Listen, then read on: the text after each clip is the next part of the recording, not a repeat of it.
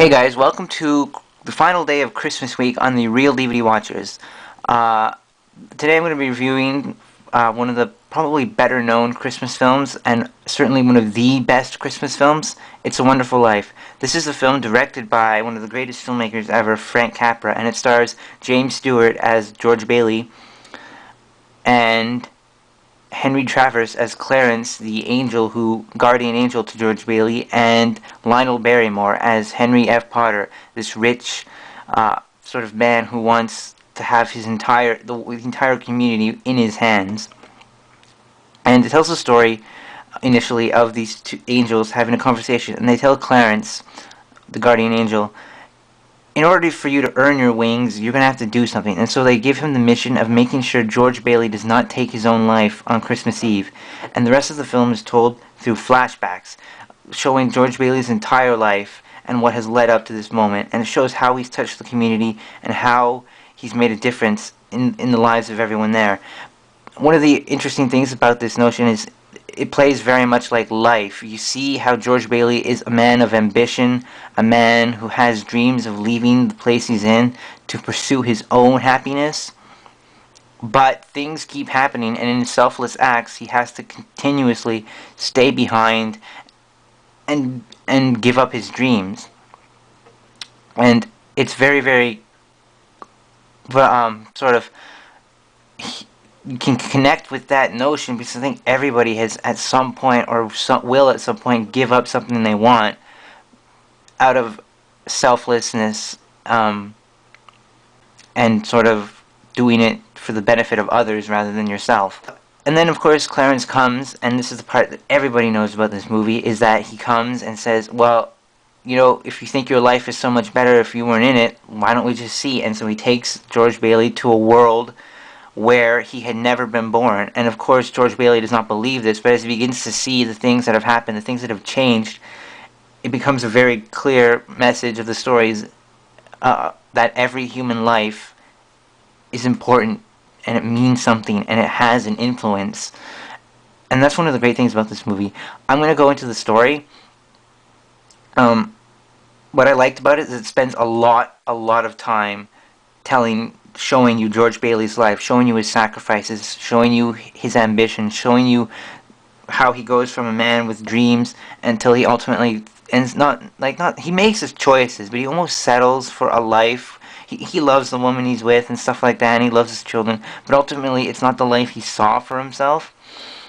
And then when he ends up taking over the bank that his father had owned, and his uncle accidentally loses I think it was $8,000, and Mr. Potter finds it and of course keeps it for himself, because to him the Baileys have been the biggest sort of wall that has prevented him from pretty much taking over the community. And so he seeks his chance and does that. And of course George Bailey at that point, after giving up so much during his life, has just had enough, and he's down. He wants to take his own life, and that's where the whole rest of the story takes place, of him not seeing what life would be like if he hadn't been born. And I like the fact that they spend a lot of time on that. Nowadays with movies, they want to kind of get away with all the character development within the first 20 or 30 minutes.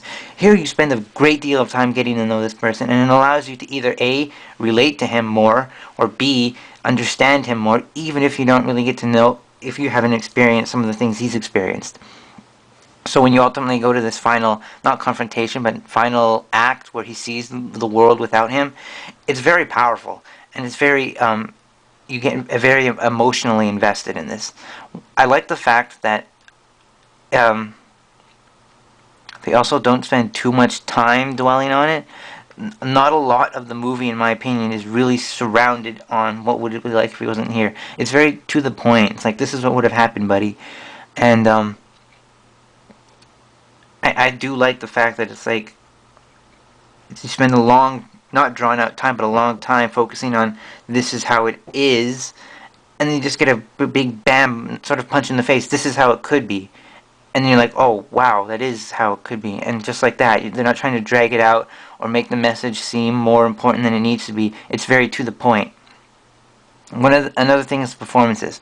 I really liked Clarence, who's played by Henry Travers. He is great. He's a comical character at times, not a lot. I will admit that some of his stuff is a little, like, it's not laugh out loud, ha ha ha stuff, but I just chuckle a little bit of what he says, just his sort of mannerisms, if you will.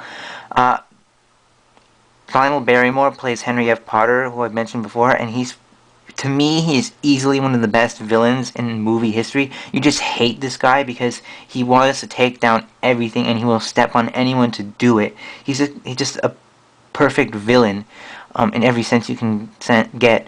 And Jimmy Stewart as George Bailey is just fine. You really do feel for him when he's happy. You're like happy for him when he's like wide with energy, and then when he's down, like rock bottom, it's very tragic. And Jimmy Stewart plays that well enough that really you just feel for him, and you can almost feel what he's feeling.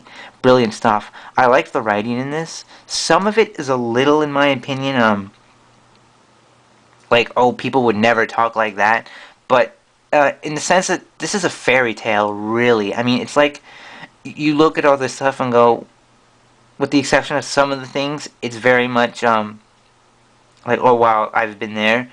But naturally, the whole, well, this is seeing what life would be like in an alternate universe is not really a possibility. Maybe, I don't know. But anyways, it's a fairy tale. So at that point, you can kind of accept the whole, like, well, people don't talk like that, do they? And then again, maybe they did back in the day. I don't know. Anyways, this film makes me cry all the time, and I have a feeling it probably will more this year. But no point in talking about that. This is a very magical film. It is a very uplifting film. It's a very strong film that I think has one of the best messages that a film could ever have.